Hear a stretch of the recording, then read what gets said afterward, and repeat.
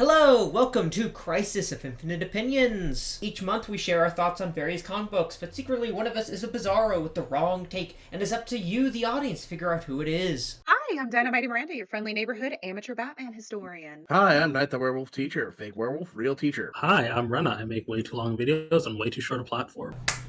Today's episode that we are going to be covering is, what is it actually? Should Adaptation. adaptations be direct translations or original stories? Right, adaptations. The meat and potatoes of most comic book media, because that's where most people get exposed to this media. I will start actually off this first time around. I think that adaptations are hotly contested because a lot of people have this assumption that they think that an adaptation should be a literal translation, that you should be trying to be as perfectly close to the original source material as you can. And that is because we originated from the early 2000s material when directors and producers did not really care at all about the integrity of the material and would pretty much just use the name and nothing else, or make wild leaps and changes, making characters into siblings or daughters or other weird relationships with other protagonists, and it leads to a lot of weird, awkward storytelling structures, or it would mislead people into telling the stories. However, I think people have grossly misunderstood which versions of bad adaptations are bad portrayals in these situations, because everyone knows Daredevil is the original Ben Affleck Daredevil movie is not accurate to the original comics. Everyone knows the Steel movie is not at all like what the original Steel comic is like. But you have to explain every single time that the DC Animated Universe Justice League Unlimited cartoon is not accurate to the comics as well. And everyone and their mother thinks that one is an accurate, perfect representation, that all the characters are great in that show. And the thing is that nobody actually cares about whether or not the comics are actually being accurately represented in the adaptation. What they care about is the vibe of the original material being shown in the source, and also that it's just good quality. People will honestly not care at all that a story has a bad adaptation if it's a good quality story. And that's just the thing people have to accept, that if you don't like the story but everyone else does, you might think it was a bad adaptation. But everyone else likes the movie, so they're not really going to care that it's a bad adaptation. All right, here's the thing. That's an appeal to popularity. I want to be like, actually, that's a fallacy, but it's a pure popularity fallacy. I don't care what the rest of the world thinks. The rest of the world can think that adaptations are good, and I'll still think they're bad. And I think that I'm just so fucking sick of everything being wrong. Like, the closest adaptation I can think of to an actual real life story is like the Invincible series, and that's only because Invincible as a comic is like linear. It's like not perpetual. It has a beginning, middle, and end. And even then, it gets stuff wrong all the time. I'm not looking for a one-to-one adaptation. I'm looking for like Harry Potter levels of adaptations, right? Where like people will complain that Voldemort's eyes are the wrong color, or Hermione's hair isn't actually curly, or that Dumbledore overreacted when he was talking about the Goblet of Fire. All things that have been burned into my brain, despite me not reading or watching anything Harry Potter. But I'm just like that level, all right? And instead, I'm getting, and it's a matter of respect, right? The reason why this doesn't happen is because comics aren't respected as a medium, and superhero comics aren't respected as a genre. I remember hearing that the reason why super comic book movies are popular is not because the actual medium of popular thing to adapt, but just because the concept of like licensed IP is popular, right? It's on the same level as like the constant sequels. It's just that it has a built-in audience that has been tested, like focus grouped into like actually being something that's popular. Like, people don't actually care about like comic books whatsoever. I think adaptation should be like the characters. I don't think it should be direct translations of like stories. Part of the reason for that is, so there is nuance to be found in that, right? When you have a book that is a close storyline, I think it's easier to do a direct adaptation of that. When you have a character that is relatively new, where they don't necessarily have 80 years of history behind them, I think that's a lot easier to adapt stories from. But characters like Batman, Superman, the X people, etc., and so forth, I don't think we should be trying to adapt stories. I think we should just like be taking the characters, taking the vibes, taking sort of the meat and potatoes of like who this character is and coming up with an original story for it. Part of the reason for that is the reason why comic book stories work is because they are collaborative. There is that collaborative element to them. There is also sort of this history that is being built upon all the time when you have a character like Batman, Superman, etc., and so forth, right? Like my favorite superhero story in the world, Tower of Babel. Tower of Babel is able to exist because of the existence of like the tribute to like the Silver Age storyline. I always forget what it's called. But because that story exists, the Justice League literally gets body swapped with villains. Batman responds by figuring out ways to incapacitate their bodies in the future, right? That storyline exists because the Silver Age was so wacky, right? You know, so this story from like the late 90s is taking inspiration from like the mid 50s, and it's all very collaborative. It all builds upon each other. You don't necessarily need to know everything in order to understand like the current story that's ongoing, but you have that context of having had it exist, and that's not something that you're necessarily going to get in an adaptation. So I think a lot of the times where adaptations fail is that they're trying too hard to simplify an existing story. Like, okay, so there's two main failures with adaptations. There's the one where they are trying so hard to simplify the existing story in order to sell it to someone who doesn't have like that context, that they just sort of fudge it entirely, right? Like, you know, you have your civil wars, if you will. And then the other one is where they're basically just sort of borrowing the idea of the IP and then just tossing out everything else, like the everything else. The Catwoman movie. You know, where they're taking the concept of, you know, a cat-based thief person, and then who's Selena Kyle? Never heard of her. What's the backstory of this character? Never heard of him. Right? They're just basically borrowing the name and nothing else. And I think a lot of that really does come from like this desire to take like the story, but not necessarily understand that the story exists because of the medium of comic books and how that medium functions compared to other mediums, if that makes sense. For the record, the answer to what the name of the Silver Age pastiche that that allows Tower of Babel to happen, Silver Age 2000. Yeah. So I think that for me, the issue of adaptation comes down to marketing. All right, by which I mean,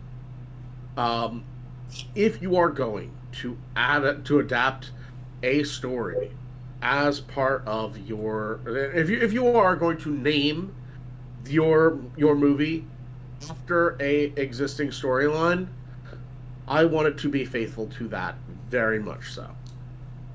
If you are going to, like Matt Reeves, the Batman, right? Very good, good story. It takes a lot from both Hush and Long Halloween. If it had called itself Batman: The Long Halloween, I probably would have been kind of pissed about how it kind of all the things it did. Right? But it's a good Batman movie because it is trying to be, you know, it is pulling from those elements without necessarily, like, it is telling a new story. Ish, right? It's taking the vibes of Batman and making a movie based on that. Yeah, right? But, like, Captain America Civil War, where I'm like, you're going to have a Civil War and you have 8 heroes.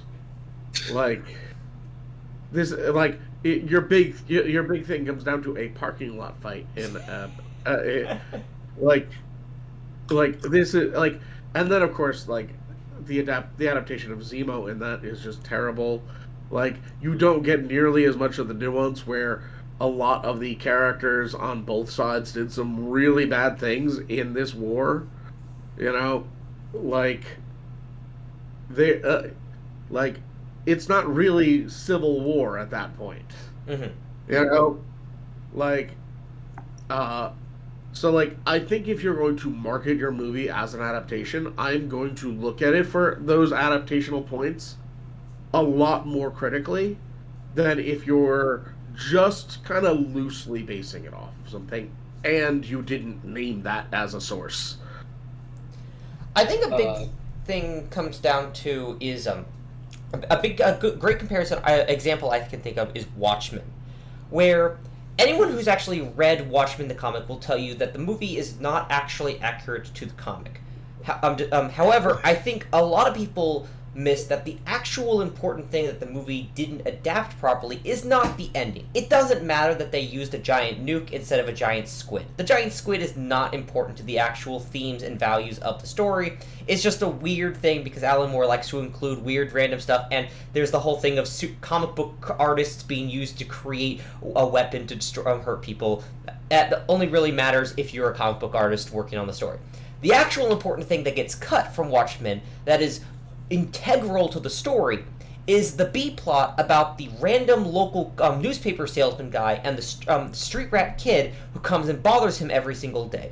Because those two are supposed to represent the average, ordinary person. And the entire thesis of the comic is asking, at our fundamental core, are we good people or are we rotten? And while all of the superheroes are toxic and flawed in their own way, when the world starts to go to an end, when the world starts to fall apart, these two ordinary people who have been bickering and fighting for this entire storyline put aside all their personal grievances and just do genuine acts of pure, unrequited kindness towards one another because that's all that matters in the end. And the comic is genuinely saying, yes, at our core, at the end of the day, the average ordinary person is a genuinely good person worthy of kindness. And Watchmen completely cuts that entire part of the story out and only focuses on the flawed, broken, morally complex superheroes and basically says the ordinary person doesn't matter in this story, which is the actual flawed, broken part of this as an adaptation. It fails as an adaptation not because it doesn't include the exact way the on-page story of how this comic ends. It doesn't matter that it's a nuke and not a giant squid. What matters is that it misses the core emotional crux of the entire comic. So I think this is all about range here. First of all, I want to say, like, Miranda, it's not true that you need Silver Age for Justice League Tower of Babel to exist, because Justice League Tower of Babel was adapted into a movie. Like, that's the fact. I refuse to acknowledge that. Also, I think you can easily do Tower. You missed the point. You can easily do Tower of Babel just by doing like a 1-minute exposition to say, "Hey, back like a few years ago, some villain mind swapped all of us, and that kind of caused a lot of problems." Most people don't know about Silver Age who know about the Agamemnon protocols. It's just viable that Batman is that paranoid. Now, like, here's a big thing. You missed the point of Tower of Babel if the point is just Batman is paranoid. The point of Tower of Babel is that the heroes are fallible and we should consider what to do if they fail. I think for me, personally, I'm not looking for the squid. I'm not looking for for specifically the need to have the Agamemnon as a character. I'm not looking for any of that. I'm looking for, like, trying. That's all I'm looking for. For them to try. That's it. Like, they don't try. They hate us. They hate comic books. They don't want to be adapting comic books. They will refuse to read comic books when they adapt them. Executive producers will literally tell people who are adapting these books, do not read them, do something else. And that is, like, disgusting, all right? I just, like, it is wild to me, the idea that, like, no one on set will know what they're trying to do and they'll call it adaptation. That's not adaptation. And I am just sick of the vibes, because the vibes are bad. They're not good at this. Like, there's a reason why I get excited when there's an adaptation happening. And that's because I like the story that I was trying to adapt. And, like, instead of, like, being like, hey, this is a proven thing that people like, they just go off the rails and, like, just do whatever the fuck they want. And it's bad. It's always bad. It's worse than it needs to be. You reminded me of a of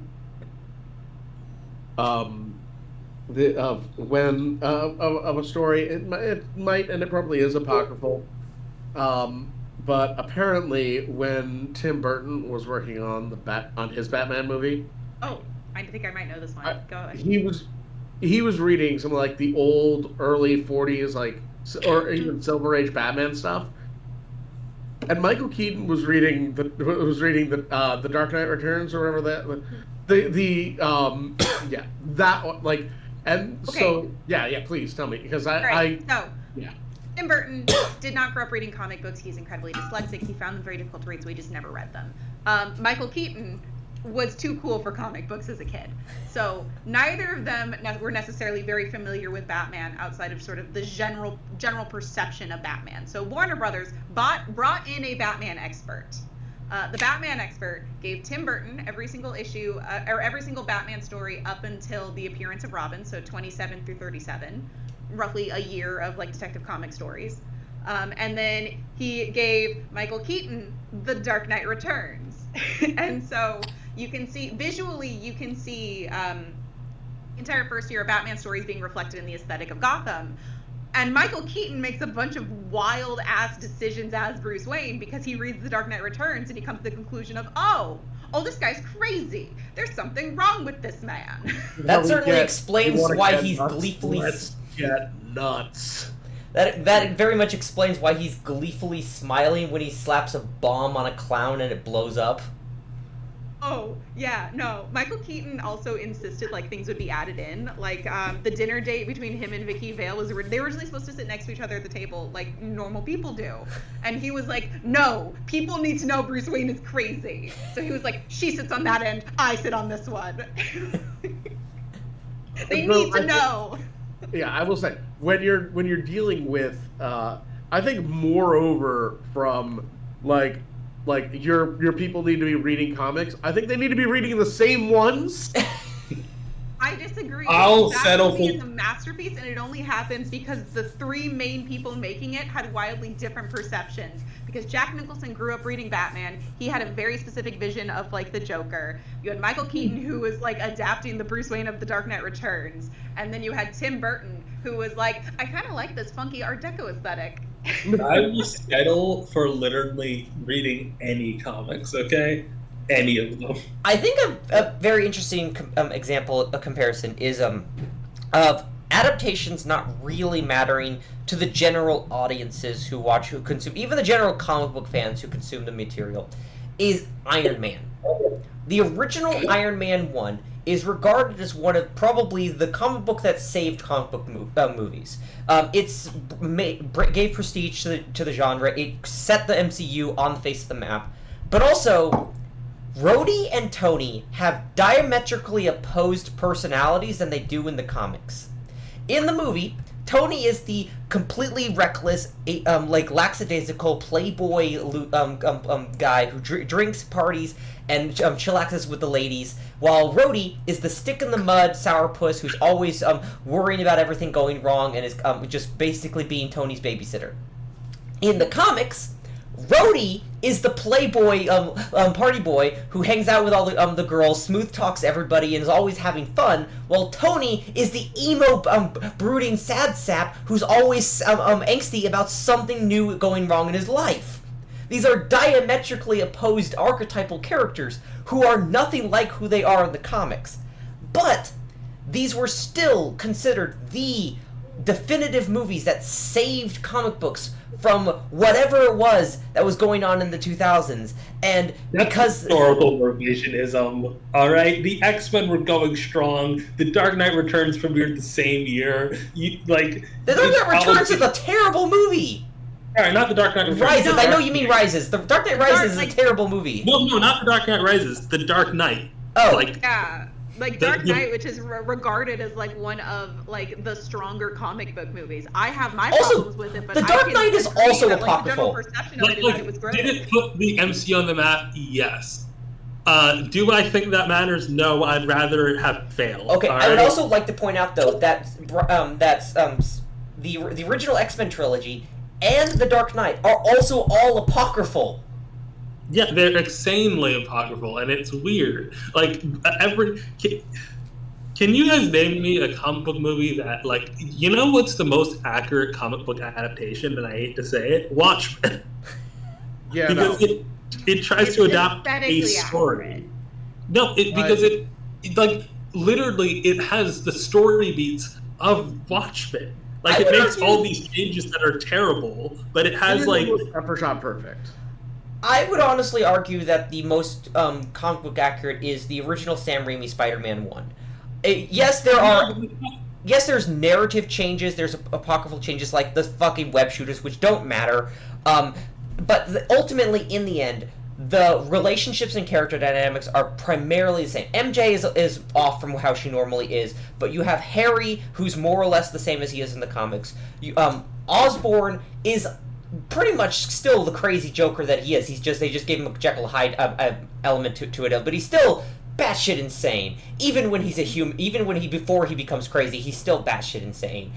He's just conserved and keeps it under his wraps the whole time. Peter's dynamic with the school is all anybody ever remembers, even though it was like the first 3 years of his comics. It's the primary elements of everything people actually remember about the early days of Peter Parker.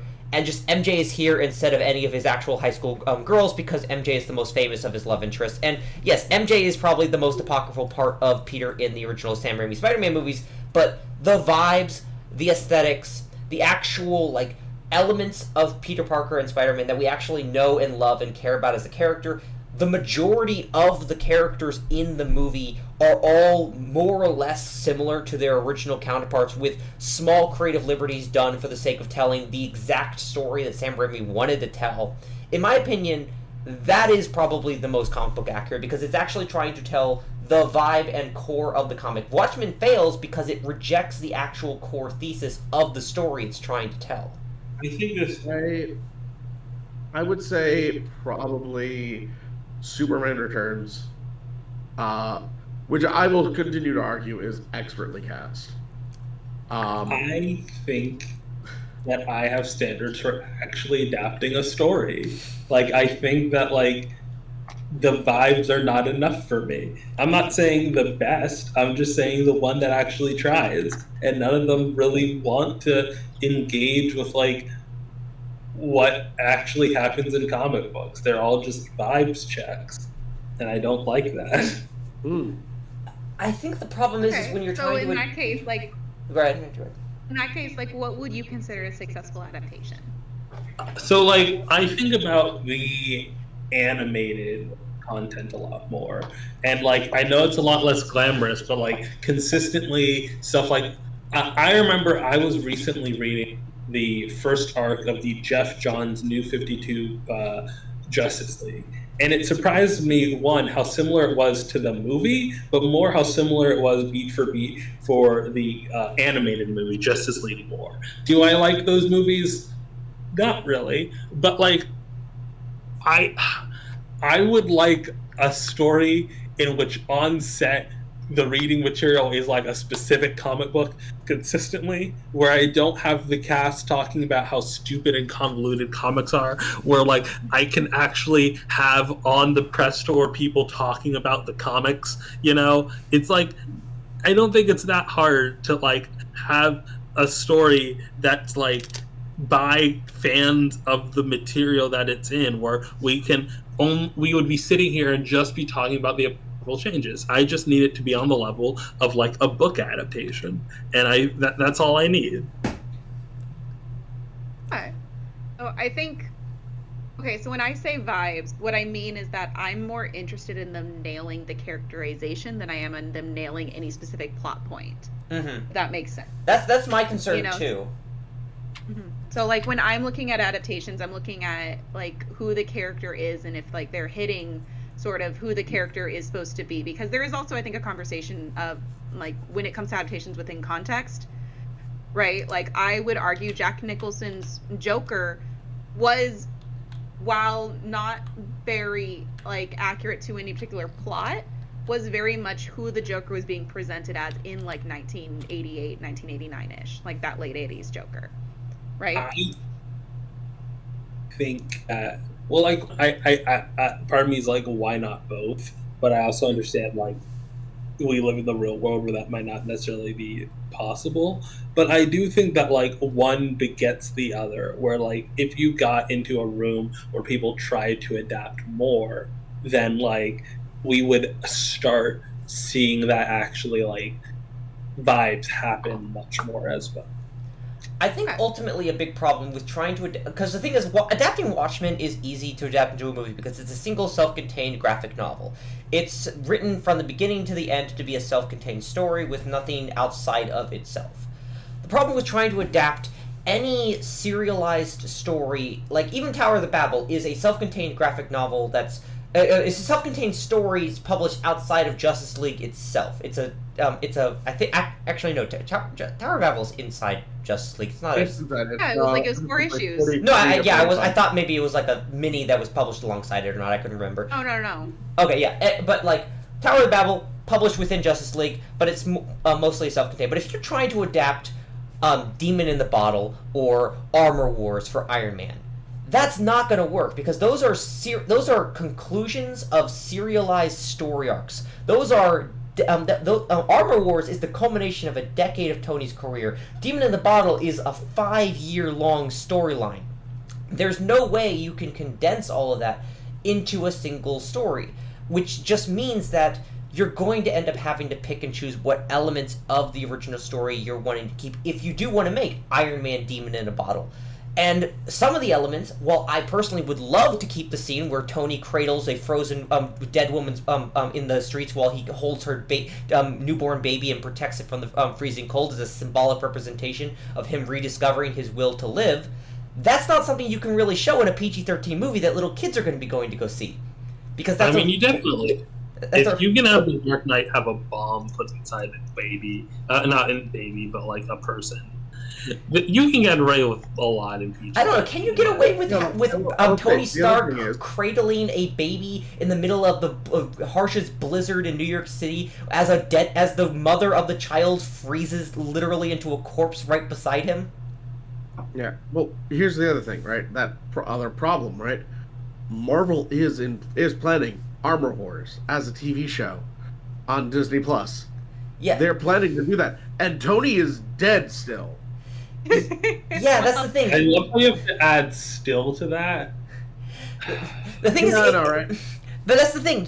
There's no way you can actually make. You wanted like comic books to happen in the adaptations. What is more comic book than the resurrection? The thing is that Armor Wars is they're waiting for him to be resurrected. Clearly, in Secret Wars. The thing is, you could adapt Armor Wars in the movies. The thing is, you couldn't adapt the actual plot of Armor Wars. You would need to adapt the theme and actual focus of Armor Wars and see how that translates to a movie. For example, if we're going to use Armor Wars as an example, Armor Wars is about Tony realizing that his tech had gotten away from him, and everyone in the Marvel Universe, everyone and their mother, has had some amount of his technology used in their weapons. Various armor-powered characters, various people with gadgets, all of them were now using Tony Stark tech. And he was getting increasingly upset with so many people misusing his technology to do crimes and various activities. So he decides to just take his tech back by preventing anyone else from being able to have access to his tech ever again. That's not a story you can tell. Did he do the OBS thing that iPhones do?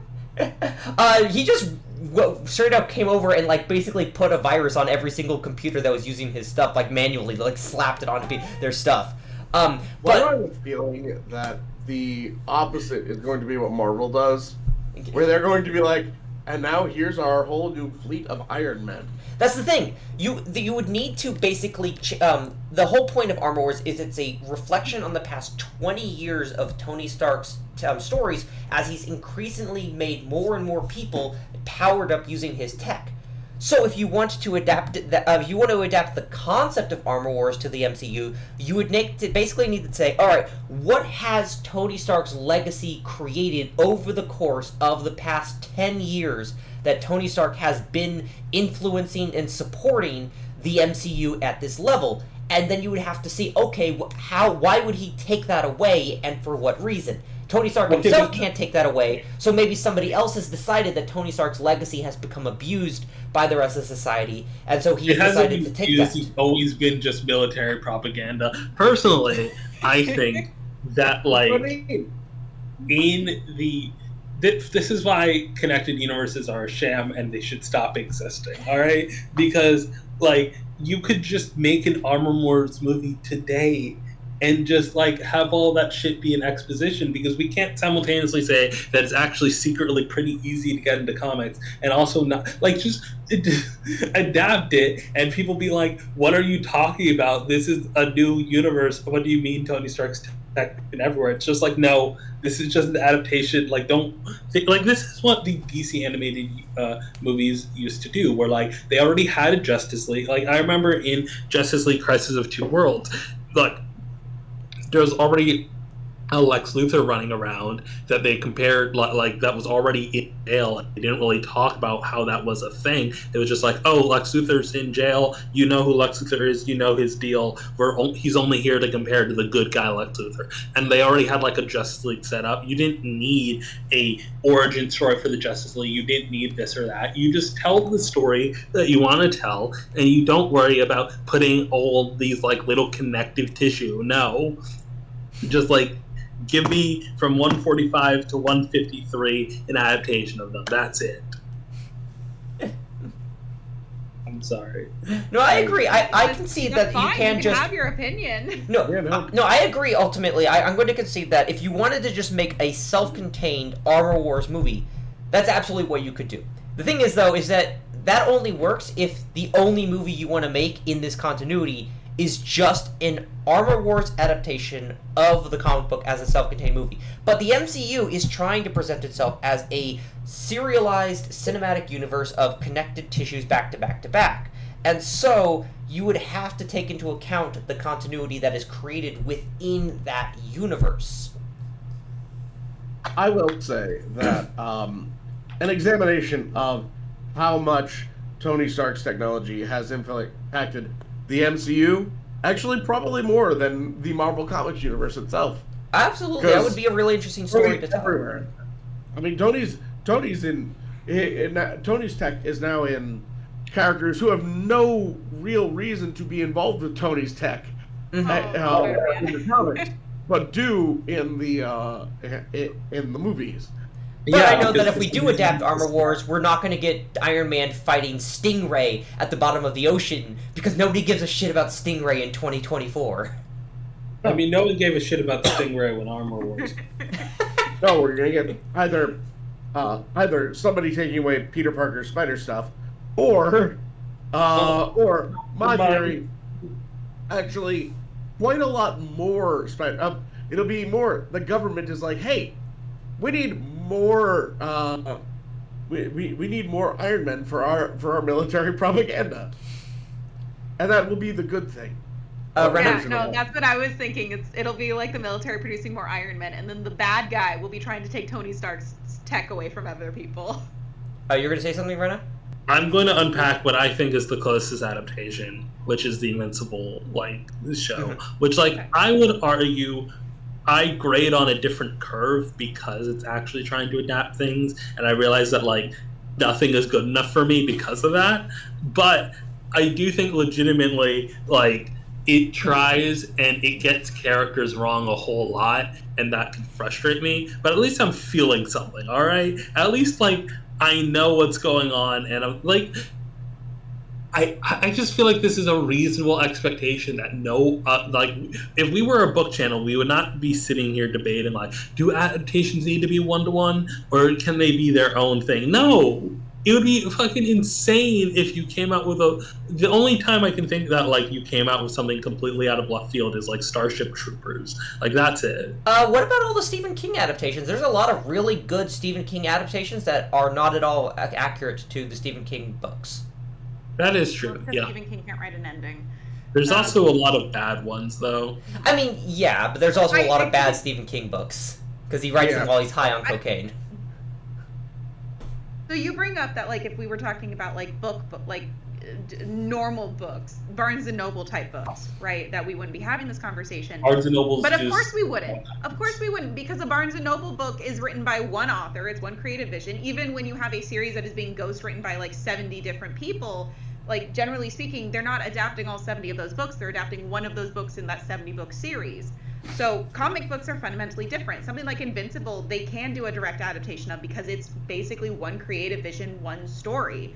Batman, you can't really do that. 85 years of story. There's so many different takes on Batman. There's so many different versions on Batman that like That's actually I don't interesting. you can tell one single story, but that's not building. That's actually a I really think- interesting thing to bring up with Batman, because I don't think there's actually been a single live-action Batman movie that has actually been attempting to adapt a single Batman comic. Every single Batman movie we've had has tried to adapt just the vibe and the very concept of a various characters. Even characters who have a very specific story associated with them, like Bane with Nightfall, they're not adapting Nightfall with Batman Rises. They're just doing a story featuring Bane in that story. Well, whether or not you think the adaptation of Bane in that comic is good, it doesn't matter whether or not the story of it is an adaptation, because it's just adapting Batman and Bane as characters. I don't think there's a single live-action Batman movie that is actually trying to adapt an actual Batman story. Of course not, because there's no Robin in them. Like, you can't shake a stick at a Batman story without hitting Robin, and they never have. Sometimes it's Robin's own stick. Yeah, I like, do have to real quickly pause to interrogate something Miranda pointed out about something written by a ghost written by 70 authors. Was it really that necessary to shade James Patterson? Every day, if James Patterson has no haters, it is because I've unfortunately become deceased. I just needed to make sure we weren't shading him and we were just actually saying it. Okay. I personally think that like there's a spectrum, right? Where like on one end it's like note for note, we are just reading the comic. It's a motion comic now, all right. And then on the other end, it's like where we currently are, where there's like an utter disdain for like having comic book connections. It feels, and I need to be like not even halfway, not even like quarters away, just like slightly like comics are read. I remember that like X-Men comics were contraband on the first X-Men set. Like that's how bad we're at. That is insane. I think we're beyond that. That was 10. That was over 10 years ago at that point. That was 23 years ago. We're getting closer to 30 I'm years pretty ago. sure they're reading X-Men comics on like Deadpool's stage at this point. But also, No, when but, Secret Invasion was coming out, they were told explicitly to not read the Secret Invasion comics. Like, Yeah, explicitly. no, like I would agree there shouldn't be a disdain for like the source material, because I do think that every adaptation should be in conversation with it. Like I don't think that adaptations for some comics, for open world comics, should be direct adaptations of any given story, but like I think it should still happen in conversation with the comic books themselves, with the source material. Right?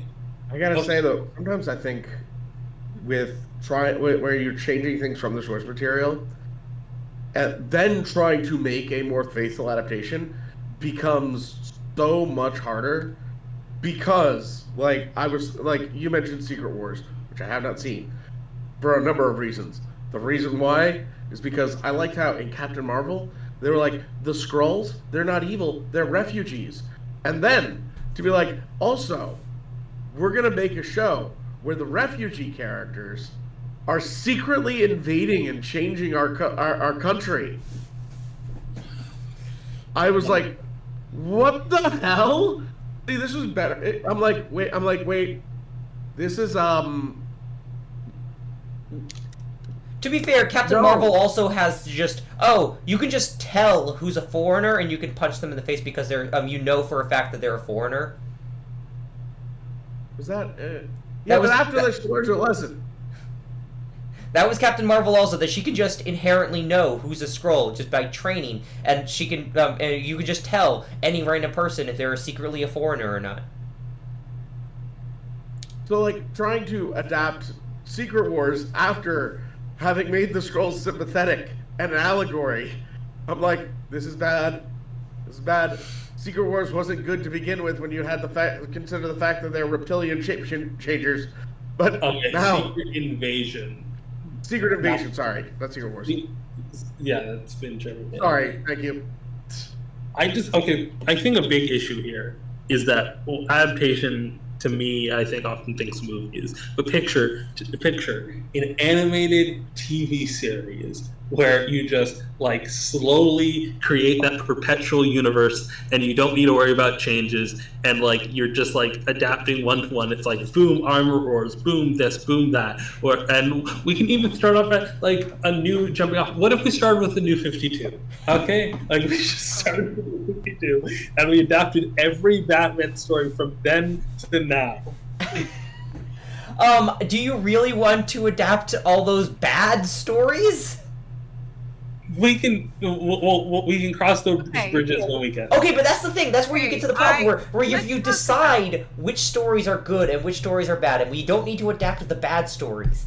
Now you've entered into the situation of you're picking and choosing what elements to adapt. You can do that. You just don't need to. You just need to be adapting something.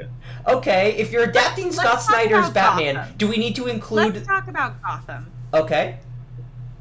2014 to 2019, 2020.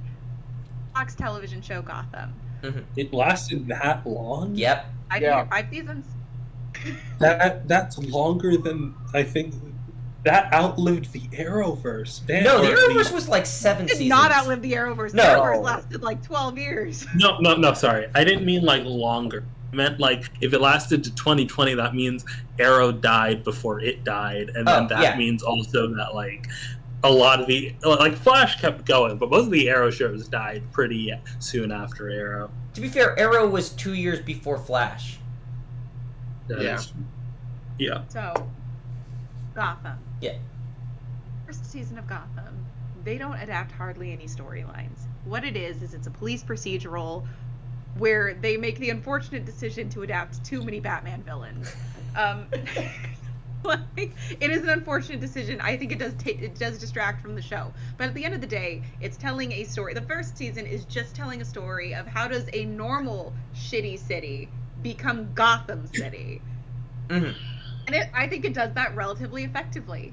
Seasons 2 through 5, they start pulling from actual storylines. Like you have a rendition of Cataclysm in there. You have a rendition of Nightfall, which is very confusing because there isn't a Batman. Like there's all of these different actual stories that they're trying to adapt, and it gets bonkers. It's enjoyable. It's entertaining. Oh yeah. But it's a good adaptation, and part of the reason why it's not a good adaptation is because they spend so much time just being like, what Batman story can we drag into our black pit? That's the thing. I love Gotham for sheer insanity and just gumption to just do whatever the fuck he wanted. It's the same. I am convinced that after the first season, the writers' room realized that no one was like actually checking up on them, and then they just went insane. They were just like, and they're throwing comic books in the air and then ripping pages out of them to decide what was going to be in the next episode. Is the Pax Penguina storyline a thing from the comics? Which one? The Pax Penguina, where Penguin becomes mayor and starts giving out get out of jail free cards effectively. That sounds like a Silver Age story. That sounds like it has to have been a Silver Age story at some point. I think that one was inspired by something. I don't know if that was one of the direct ones. Penguin does shoot Azrael with a bazooka at one point, and like I don't know what to tell you. I feel like that's a great encapsulation of seasons 2 through 5 of Gotham. The thing is, I think this is an perfect example of why I actually really like a lot of the pre-MCU, Renaissance comic book movies, the Ben Affleck Daredevil movie, the Sam Raimi Spider-Man movies. I like a lot of these early comic book movies because they're not they don't want to be accurate. They just want to tell a fun, weird, bullshit story that just like the Ghost Rider movie is nothing like what the actual Ghost Rider character is like. But I think at that point, if you go see Ghost Rider, you're going to, and then you pick up a Ghost Rider comic, you're going to be very aware. Oh, that movie had nothing to do with the comics, and I don't need to worry about it at all. I don't have to think about it. But I think when you make these MCU movies where they try to layer themselves in the prestige of trying to like show, here's a comic book panel laid out on the cinema thing. Does it actually have anything to do with the actual story or the vibe of the original intent? No, we just recreated the panel on this page of like Iron Man punching Captain America's shield. That's from the comics, right? Does it have the same evocation? Not at all, but we captured what the actual scene, panel for panel, in the comic. That means we did a good job, wasn't it? And now people see that, and they see people comparing the shot to the comic, saying, "See, it's a faithful adaptation. They did the shot-to-shot comparison." And now people are going like, "Well, is this a comparison? Is this should I? If I liked this movie, will I like the comic?" And you have people like, "Or why don't you just go read the comic? Why do you?" I would much prefer people like make a batshit insane adaptation that just captures the vibe and the feeling of the characters, and people are like, hey, I like that character. Did they have any comics? Yeah, they're not really like the movie very well, but they're kind of similar. Cool, I'll go read them and see if I like them.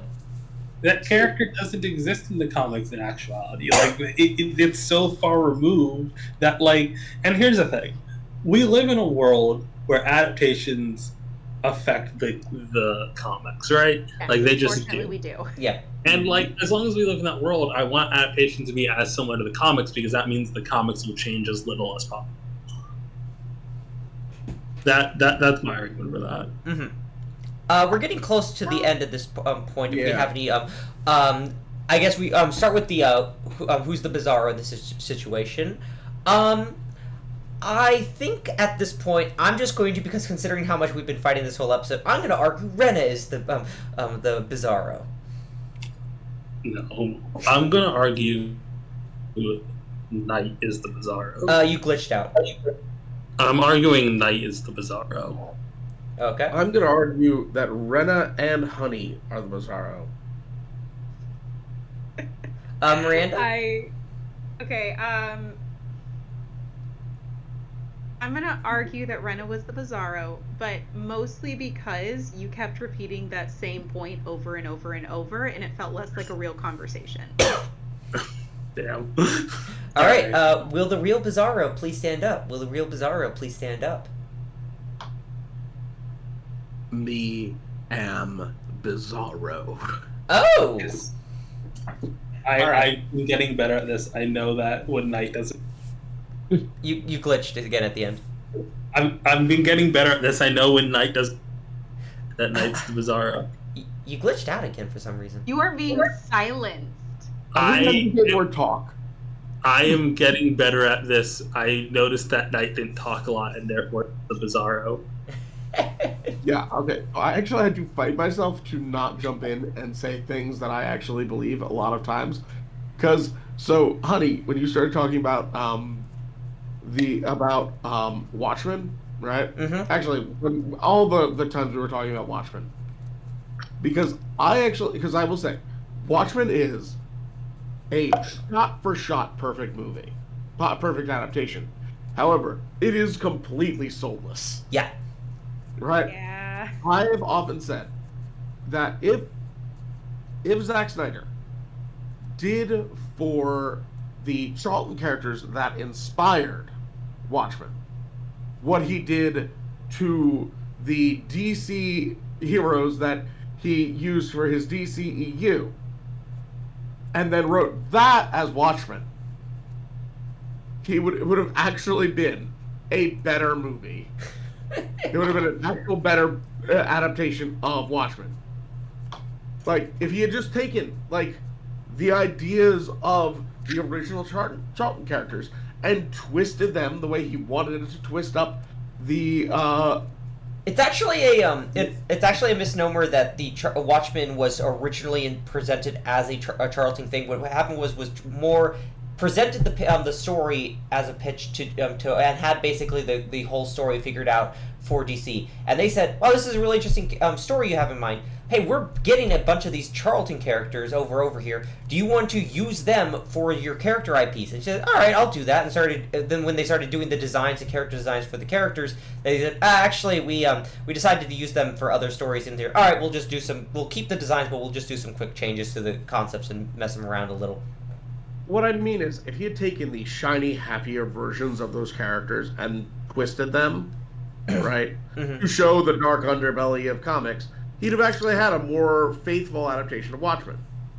All right, now, I will also say, so my approach to being Bizarro is largely me trying to find the opposite of a part of my thing. So I don't, I kind of do have that kind of feeling of, don't bill yourself as a adaptation if you're going to be not an adaptation. But I like the not an adaptations. I like all those weird kind of, one of my favorite shows is Legends of Tomorrow, where half the episodes feel like fan fiction.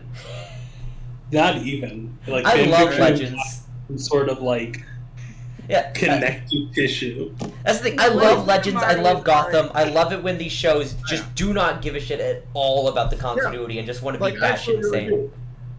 The reason I actually thought Rena was the Bizarro is because I often tend to think of these adaptations as an Elseworld, right?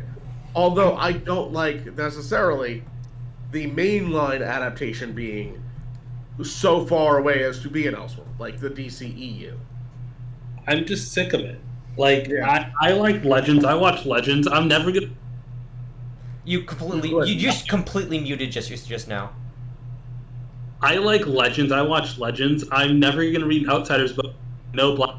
Nothing like the Outsiders, and I like that show. I'm just sick of it. Do you know how many adaptations we get, and literally none of them try, none of them, and that's what frustrates me. Yeah. We got 3 that were accurate. So one of the questions that I had posted in this thing, which now that I'm revealed that this is Bizarro, I feel like I can kind of answer truthfully, right, is why do we want some of our favorite stories to be adapted? To me, I think part of it is that we want the recognition that something that we like is good enough to be adapted, that something that we like, we can share with others the story that we like, right?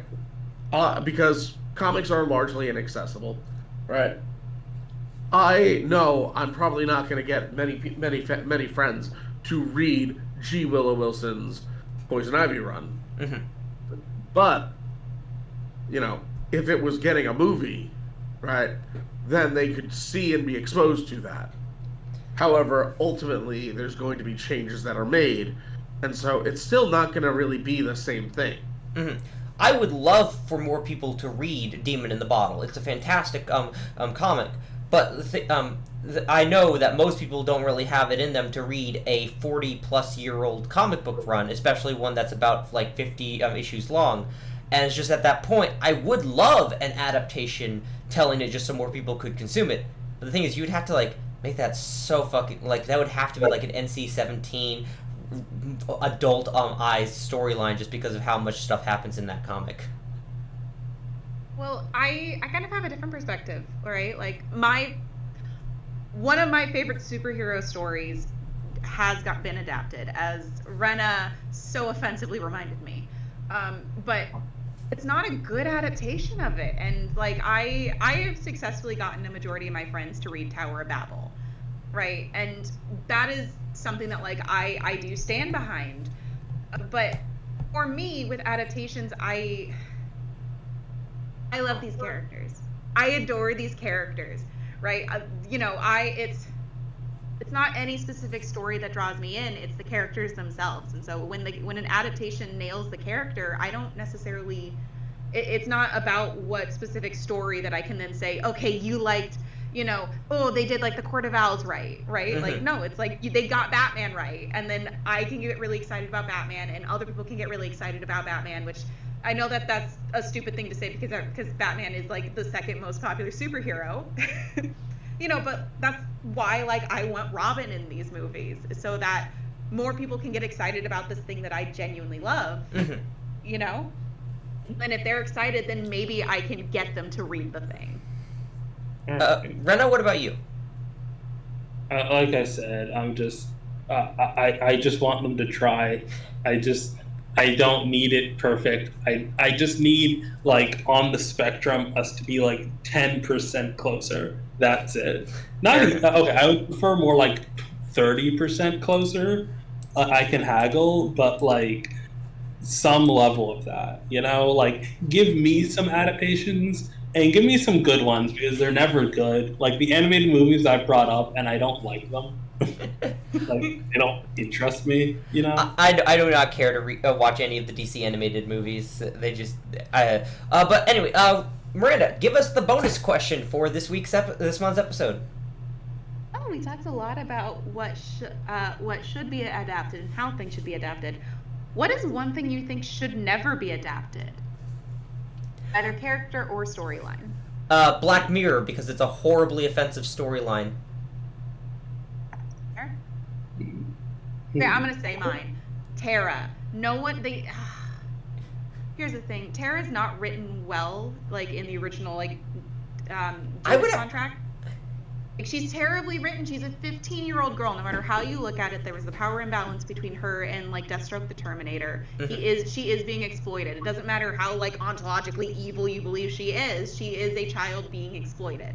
And anytime they choose to adapt her, they either completely lessen the exploitation she is receiving from Deathstroke, or they lean more into the fact that she is just somehow born evil. I think the Teen Titans cartoon did a really good job adapting her, where she is this aggressively untrusting, already hurt person who is probably going to end up hurting a lot of people in her own right, but she's at a crossroads where she's being manipulated and used by Deathstroke to hurt the Titans, and that's forcing her into being an antagonistic role that will hurt them specifically. And I think they do a good job of making her into an antagonist role while still making her sympathetic and explicitly the victim of Slade, rather than twisting it into being some really predatory, victim-blaming complex that they do in the original comic. I'm thinking here. I'm going to say Emerald Knight. This is an Elseworld of what if Batman got a Green Lantern ring. It's terrible, it's bad, and I don't like it. Either that or Dark Knight's Metal, just because the less I see of the Batman who laughs, the better. The thing is, I love the concept of the Dark Knight, the Batman who laughs. The problem is they horribly misunderstood where his brilliance should be used. He is not the big bad of a big major crisis level event. He is a Power Rangers villain who should be throwing villains of the week at the Bat family. He should be pulling through the multiverse, grabbing some random Batman with a gimmick, and throwing it as the monster of the week that a various character has to deal with. Oh, Stephanie Brown is really sad that she got a bad grade on her college midterm test. Here's the Batman who teaches calculus, and he throws that one at her to bully her and attack her that week. It's just like... Okay, I was back to my original answer then.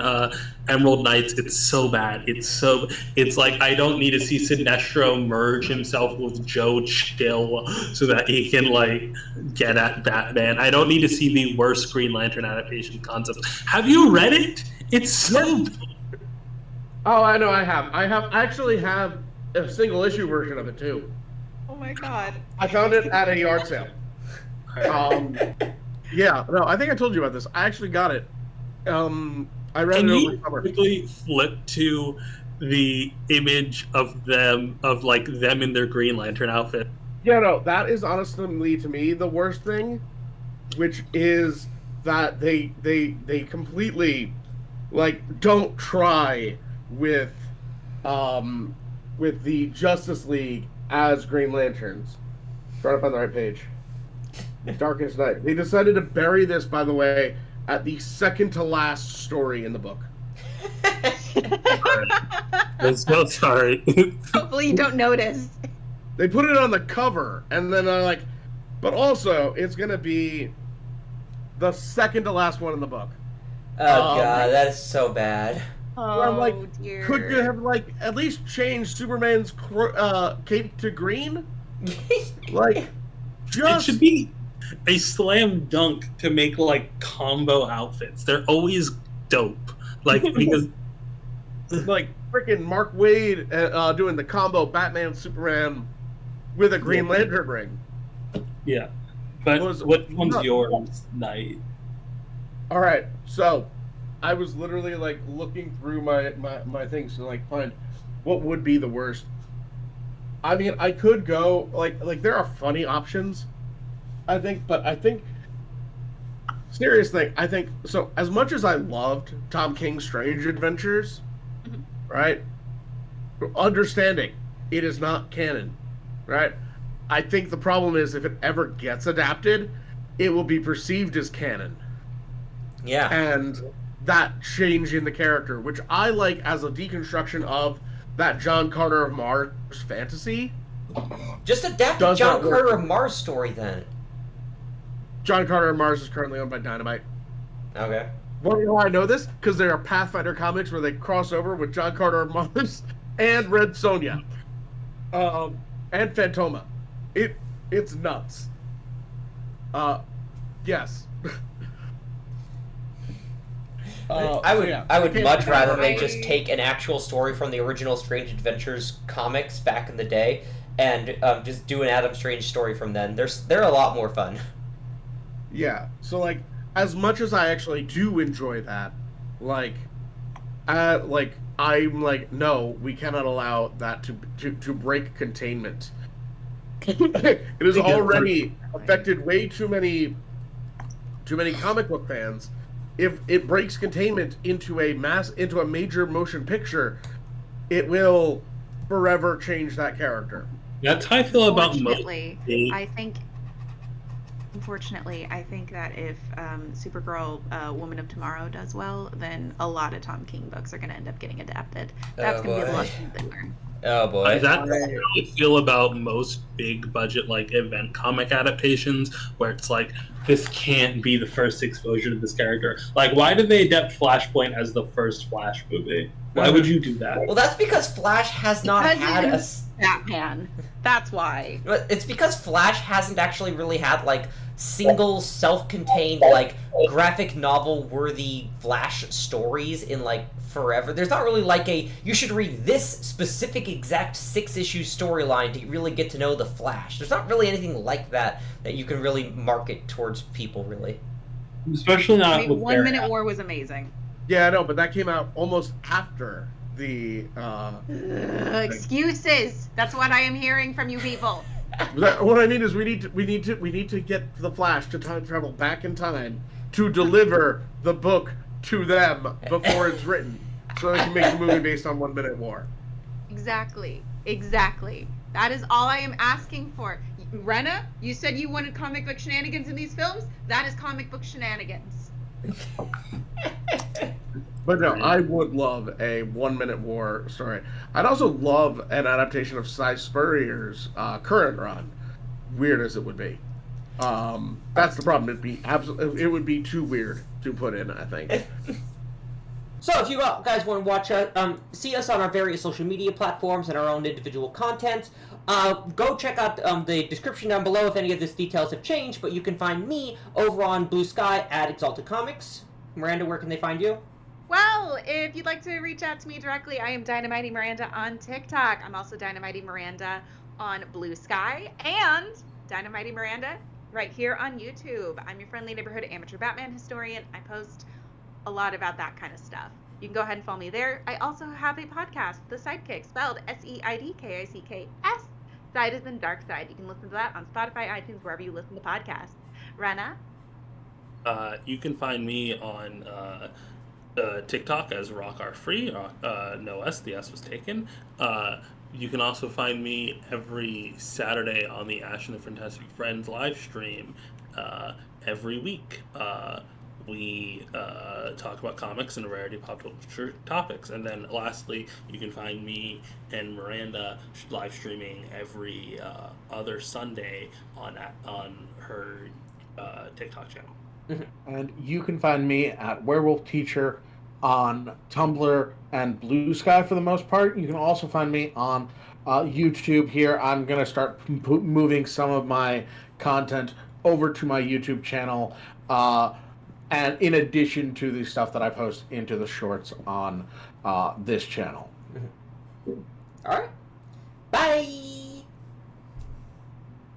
Bye-bye now. Bye-bye.